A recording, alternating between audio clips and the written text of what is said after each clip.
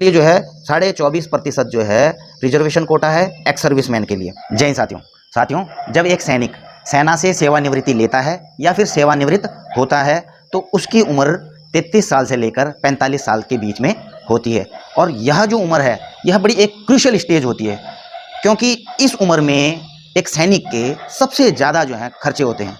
वो कैसे होते हैं? इस दौरान, यानी कि सेना से सेवानिवृत्त होने से जस्ट पहले या फिर आने के बाद ज़्यादातर जो सैनिक होते हैं या एक्सिसमैन होते हैं अपना प्लॉट लेकर मकान बनाते हैं, तो उनका जितनी पूरी कमाई होती है एक तो उसमें चली जाती है। दूसरा, यह वह समय होता है जब उनके बच्चे बड़े हो जाते हैं और उच्च शिक्षा ग्रहण कर रहे होते हैं, तो उनकी हायर एजुकेशन के लिए भी जो है ज़्यादा पैसों की ज़रूरत पड़ती है। और कुछ एक्सिसमैन के बच्चे जो हैं इस समय उनकी शादी के लायक हो जाते हैं और उनको उनकी शादी इस समय भी करनी पड़ती है, जबकि उनकी अर्निंग जो है पहले के मुकाबले आधे से भी कम इस स्टेज में हो जाती है, तो उनको काफ़ी फाइनेंशियल दिक्कतों का सामना करना पड़ता है। अब क्योंकि सेना को जवान रखने के लिए एक सैनिक को जल्दी डिस्चार्ज कर दिया जाता है, इसलिए सरकार ने इन चीज़ों को मद्देनज़र रखते हुए एक्स सर्विसमैन के पुनर्वास और उनके री एम्प्लॉयमेंट हेतु सरकारी नौकरियों में अलग अलग आरक्षण की व्यवस्था की हुई है, जो कि एक एक्स सर्विसमैन को जानना बहुत ही ज़रूरी है, तो उसका फ़ायदा वो अच्छी तरीके से उठा सकता है। तो दोस्तों, आज के वीडियो में मैं आपको यह बताऊंगा कि सरकार ने एक्स सर्विसमैन के लिए जो सरकारी नौकरियां हैं उसमें कितना आरक्षण रखा हुआ है, चाहे वो केंद्र सरकार की नौकरी हो, राज्य सरकार की हो या पब्लिक सेक्टर अंडरटेकिंग बैंक्स वगैरह हों। तो इसलिए जो है आप वीडियो को अंत तक देखें ताकि आप इसको अच्छी तरीके से समझ सकें। अब देखिए साथियों, आप इसे देख रहे होंगे, ये भारत सरकार रक्षा मंत्रालय भूतपूर्व सैनिक कल्याण विभाग राज्यसभा में जो है कुछ प्रश्न उठे थे इसके ऊपर। इसके अलावा मिनिस्ट्री ऑफ डिफेंस ने भी प्रेस रिलीज में यह जारी किया है, लेकिन इसमें हिंदी में लिखा हुआ है, मैं आपको इजीली बताता हूं। अब आप देख रहे होंगे 18 जुलाई 2022 को राज्यसभा में मिनिस्ट्री ऑफ डिफेंस की तरफ से जवाब दिए गए थे इसके ऊपर। सरकारी नौकरी में सेवानिवृत्त रक्षा कर्मियों के लिए कोटा। अब देखिए कुछ सवाल किए थे, पहले मैं उन सवालों को पढ़ देता हूं कि 2016 से प्रतिवर्ष केंद्र और राज्य सरकार की नौकरियों में रक्षा कर्मियों के लिए मौजूदा कोटा, यानी कि 2016 के बाद जो है प्रतिवर्ष कितना कोटा दिया जाता है। दूसरा सवाल है ख में, केंद्र सरकार ने राज्य सरकार को राज्य सरकार की नौकरियों में सेवानिवृत्त सैनिकों के पुनर्वास के लिए क्या निर्देश दिए हैं, यानी कि राज्य सरकारों को केंद्र सरकार ने क्या निर्देश दिया है एक्स सर्विसमैन के रीसेटलमेंट के लिए। और तीसरा है इसमें सवाल तत्संबंधी ब्यौरा क्या है। और चौथा, सरकार उन्हें नौकरी की सुरक्षा प्रदान करने के लिए क्या कदम उठा रही है। तो दोस्तों, इसके उत्तर में रक्षा मंत्रालय के जो राज्य मंत्री हैं श्री अजय भट्ट जी, उन्होंने इनका जो है बिंदुवार जो है उत्तर दिया है, आप इसको देखें। अभी क में देखिए, केंद्र सरकार की नौकरियों के संबंध में भूतपूर्व सैनिकों के लिए आरक्षण भूतपूर्व सैनिक नियमावली 1979 के तहत आता है। ये आरक्षण सभी समूह ग एवं समूह घ सिविल सेवाओं और पदों तथा केंद्रीय सशस्त्र पुलिस बलों यानी कि CAPF में सहायक कमांडेंट स्तर के पदों पर लागू होते हैं। इनका यह कहना है कि समूह ग और घ में जो है रिजर्वेशन का प्रावधान है, और इसके अलावा जो है और CAPF में असिस्टेंट कमांडेंट के पद हेतु भी जो है रिजर्वेशन का प्रावधान है एक्स सर्विसमैन के लिए। जो कोटे का जो विवरण है इस प्रकार से, CAPF सहित केंद्र सरकार के मंत्रालयों और विभागों में आरक्षण, केंद्रीय सशस्त्र पुलिस बलों में सहायक कमांडेंट के स्तर पर सभी सीधी भर्ती पदों हेतु 10%, यानी कि एक एक्स सर्विसमैन जब CAPF के असिस्टेंट कमांडेंट के लिए भर्ती के लिए आवेदन करता है तो उनको 10% का आरक्षण दिया जाएगा। नंबर दूसरा देखिए, समूह ग में सीधी भर्ती पदों में 10%, यानी कि सेंट्रल गवर्नमेंट की जो भी नौकरियां हैं उसमें जो है जो समूह ग यानी कि ग्रुप C में जो है 10% आरक्षण एक्स सर्विसमैन को मिलेगा।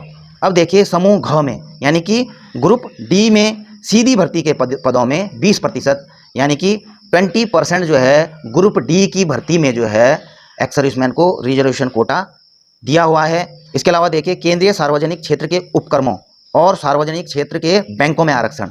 जी हाँ साथियों, यानी कि पब्लिक सेक्टर अंडरटेकिंग्स जो हैं, जैसे कि बैंक हो गया, और इसके अलावा पब्लिक सेक्टर अंडरटेकिंग कई हैं गवर्नमेंट की, तो उनमें जो है समूह ग में जो है अगर सीधी भर्ती से जो है आवेदन करते हैं तो 14.5% जो है रिजर्वेशन है एक्स सर्विसमैन के लिए। और समूह घ यानी कि ग्रुप D पदों के लिए, अब समूह ग जो है बैंकिंग सेक्टर में क्या होता है, क्लेरिकल कैडर जो होता है, और समूह घ सबऑर्डिनेट कैडर होता है जैसे कि PO ऑन गार्ड्स, ठीक है। इनके लिए जो है 24.5% जो है रिजर्वेशन कोटा है एक्स सर्विसमैन के लिए। अब इसमें देखिए ब्रैकेट दिख रहा है, दिव्यांग भूतपूर्व सैनिक और युद्ध में मारे गए सेवा कर्मियों के आश्रितों के लिए 4.5% सहित, यानी कि जो 14.5% है और 24.5% है, इसमें जो है 4.5% जो है डिसेबल एक्स सर्विसमैन हैं जो, और अगर कोई युद्ध में मारे गए हैं और उनके डिपेंडेंट्स हैं तो उनके डिपेंडेंट्स के लिए 4.5% इसी में शामिल है। इसके अलावा रक्षा सुरक्षा कोर में, यानी कि DSC डिफेंस सर्विसेज कोर, इसमें जो है सिविल की कोई भर्ती नहीं होती है, इसलिए जो है 100% जो है इसमें रिजर्वेशन एक्स सर्विसमैन को ही दिया गया है, यानी कि 100% इसमें एक्स सर्विसमैन ही भर्ती होंगे, सिविलियन इसमें भर्ती नहीं होंगे। अब आगे देख रहे होंगे राज्य सरकार की नौकरियों के संबंध में भूतपूर्व सैनिकों के लिए आरक्षण संबंधित राज्य सरकार के कार्य क्षेत्र के अंतर्गत आता है। यानी कि इसमें कहा गया है कि जो राज्य सरकार में रिजर्वेशन है एक्स सर्विसमैन के लिए, वो राज्य सरकार उसको जो है डिसाइड करता है, और अलग अलग राज्यों में जो है अलग अलग रिजर्वेशन दिया गया है एक्स सर्विसमैन के लिए। आप जब भी राज्य सरकारों की विज्ञप्तियां निकलती हैं, आप उसमें देखते होंगे कि 5% रिजर्वेशन एक्स सर्विसमैन, या जो भी अलग अलग राज्यों की जो भी जो है पॉलिसी है एक्स सर्विसमैनों के आरक्षण हेतु, वो उसमें लिखा रहता है उनकी विज्ञप्ति में। और इसके अलावा जो है केंद्र सरकार राज्य सरकारों को समय समय पर एडवाइजरी भी जारी करती रहती है कि एक्स सर्विसमैनों के लिए जो है आरक्षण में किस हिसाब से व्यवस्था या उनके पुनर्वास के लिए क्या व्यवस्था की जाए, तो वो एडवाइजरी बीच बीच में राज्य सरकारों को जारी होती है। और इसके अलावा जो है सरकार सेवानिवृत्ति से पूर्व और सेवानिवृत्ति के पश्चात जागरूकता यानी कि अवेयरनेस प्रोग्राम भी चलाती है। विभिन्न पहलों के माध्यम से भूतपूर्व सैनिकों के रोजगार के अवसरों में वृद्धि हेतु हर संभव उपाय का पता लगाने का प्रयास करती है। तो एक्स सर्विसमैन को सेवानिवृत्ति से पहले रीसेटलमेंट कोर्स कराए जाते हैं और स्किल डेवलपमेंट के उनके प्रोग्राम कराए जाते हैं, ताकि सेना से सेवानिवृत्ति के बाद ये चीज़ें रीएम्प्लॉयमेंट में उनके काम आए, या फिर स्वरोजगार, जो अपना कोई रोजगार करना चाहता हो, उनके अंदर स्किल है, किया हुआ है उन्होंने, तो जो है आराम से जो है अपना रोजगार भी कर सकता है। तो ये सारी चीज़ें गवर्नमेंट ने अपने जवाब में बताया है।